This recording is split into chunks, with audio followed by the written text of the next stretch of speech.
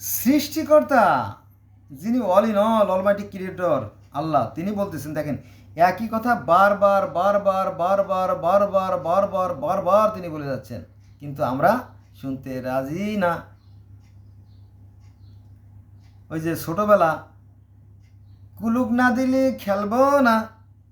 আমরা ছোটবেলায় যে ধান ধান কেটে কেটে বাড়ি ভরে ফেলতো, তো ওই ধানের যে বিচুলি খড়ের গাদার ভিতরে আমরা লুকোচুরি খেলতাম। তো কে কোথায় লুকাইছে সেটা কি আর পাওয়া যায়? তো ক্লুক হক্কা এরকম কি একটা মানে খেলা ছিল।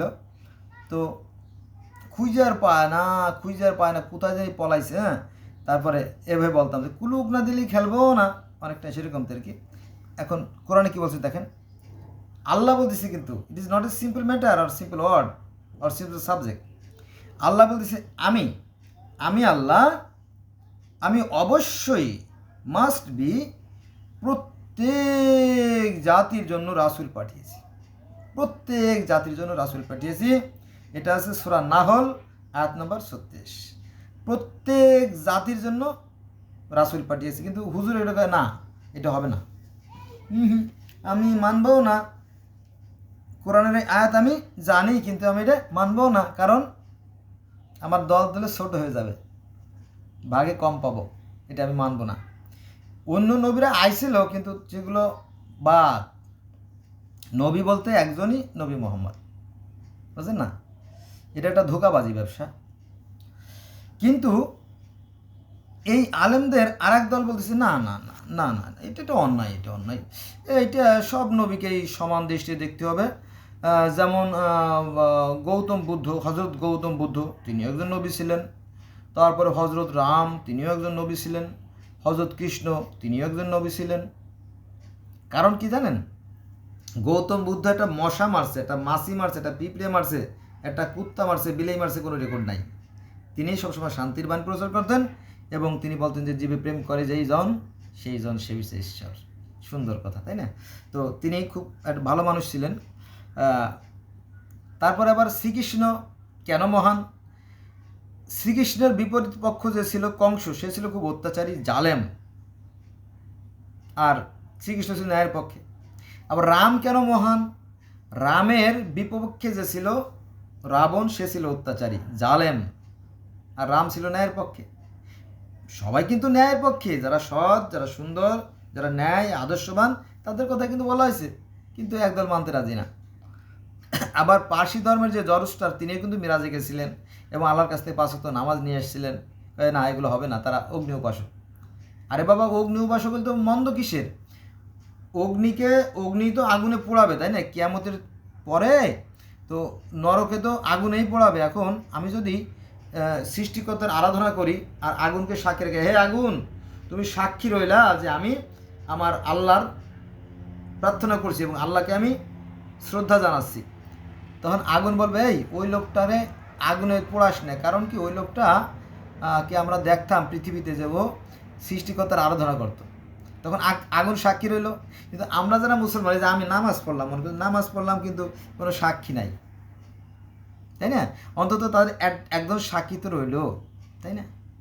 কয় না, ওরা অগ্নি উপাসক, মানা যাবে না। এইভাবে দেখবেন যে আমাদের আলেম ভাইরা মসজিদে যাইয়া ইহুদিরা খারাপ, খ্রিস্টানরা খারাপ, হিন্দুরা খারাপ, বৌদ্ধরা খারাপ, কনফুসিয়াসরা খারাপ, তাওরা খারাপ, এ খারাপ, সে খারাপ, ও খারাপ, উনি খালি ভালো, উনি ভালো। কয় যে আপনি কোনো চিন্তা করবেন না, আপনি যদি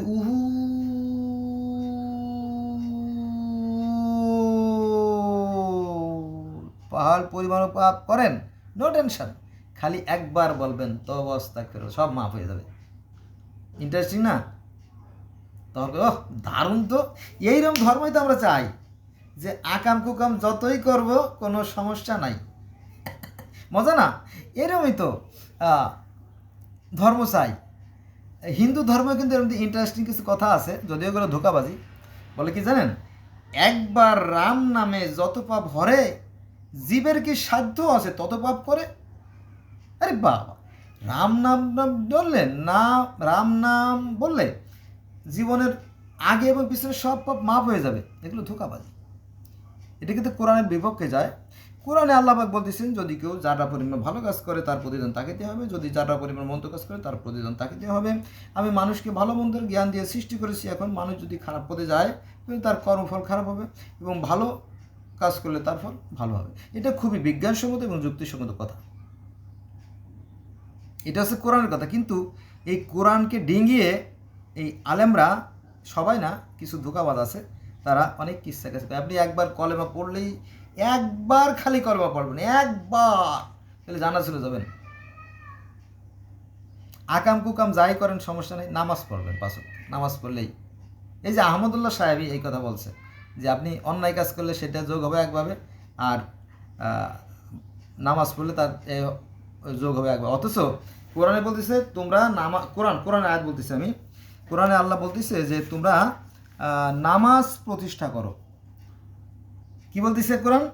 যে তোমরা নামাজ প্রতিষ্ঠা করো। কেন নামাজ প্রতিষ্ঠা করব?